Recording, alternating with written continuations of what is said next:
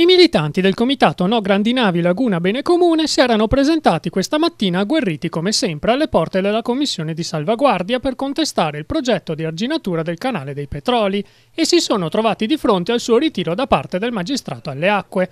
Nessuna discussione in commissione, quindi. Plaude la decisione del magistrato alle acque anche il consigliere comunale Beppe Caccia.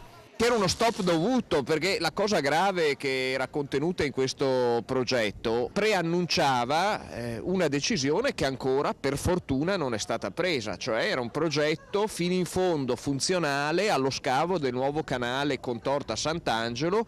E il comitato che si batte per l'estromissione delle grandi navi dalla laguna non intende fermarsi e ora concentrerà la sua battaglia contro lo scavo del canale Contorta Sant'Angelo. La battaglia si sposta proprio sul fronte della valutazione di impatto ambientale, sul fronte della valutazione di impatto strategico, cioè sul fronte dell'ostilità allo scavo del canale Contorta Sant'Angelo, che resta come unica opzione per togliere le navi dal bacino di San Marco. Secondo noi le navi incompatibili devono stare fuori, non devono entrare in laguna, appunto. E dopo il risultato ottenuto oggi, già si pensa alla manifestazione regionale di sabato promossa da Don Albino Bizzotto dei Beati Costruttori di Pace, cui anche il Comitato Grandi Navi aderisce insieme ad oltre 150 tra movimenti, comitati ed associazioni del Veneto.